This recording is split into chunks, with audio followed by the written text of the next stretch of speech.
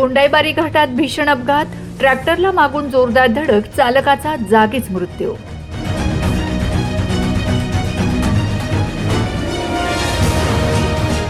नवापूर तालुक्यातील कोंडाईबारी घाटातील अपघातांचे सत्र सुरू असतानाच आज सकाळी 8 वाजेच्या सुमारास दर्ग्याजवळ झालेल्या भीषण अपघातात ट्रॅक्टर चालकाचा मृत्यू झालाय.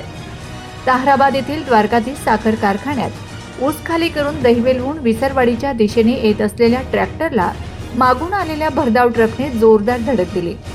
धडकेची तीव्रता इतकी होती की ट्रॅक्टर रस्त्याच्या कडेला उलटला आणि चालक खाली दबून मृत्युमुखी पडला. मृत ट्रॅक्टर चालकाची ओळख संजय कुत्या गावित, वय 45, राहणार चितवी, तालुका नवापूर अशी झाली आहे. साक्रीकडून भरधाव वेगात येणाऱ्या ट्रकने क्रमांक GJ14X8672 निष्काळजीपणे चालवून ट्रॅक्टरला मागून धडक दिल्याचा प्राथमिक अंदाज आहे. या अपघातानंतर ट्रक चालक महेशभाई जीवाभाई मकवाना, राहणार गुजरात, घटनास्थळावरून फरार झालाय. अपघातानंतर महामार्ग पोलीस पथक व स्थानिक नागरिकांनी घटनास्थळी धाव घेत ट्रॅक्टर खाली दबलेल्या जखमी अवस्थेतील चालकाला बाहेर काढून 108 रुग्णवाहिकेद्वारे विसरवाडी ग्रामीण रुग्णालयात हलवले. मात्र उपचारापूर्वीच त्यांचा मृत्यू झाल्याचं वैद्यकीय अधिकाऱ्यांनी सांगितलंय.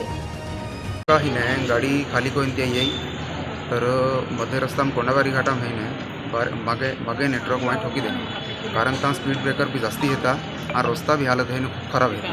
तर शासनाला योकूज है याकडून की रस्तो हारो कोरान जोजे, कारण गरीब लोक नुकसान है या आणि ट्रकवाला भी हाड़ा उठ चलता इन ठोकी देता ते वाईस भी रस्ता व्यवस्था हारी जोजे.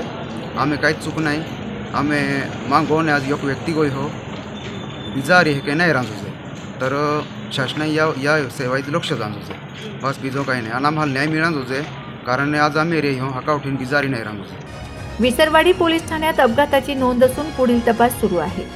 महामार्गावरील वारंवार होणाऱ्या अपघातांमुळे अनेक निष्पाप नागरिकांचा बळी जात असल्याने स्थानिकांमध्ये संतापाची भावना आहे.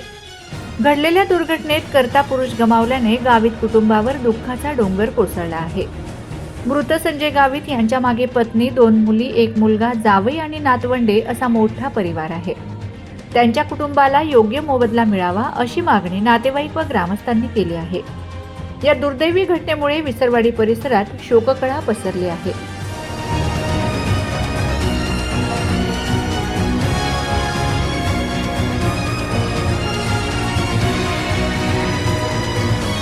Bureau report, Navapur express news, Kondaibari.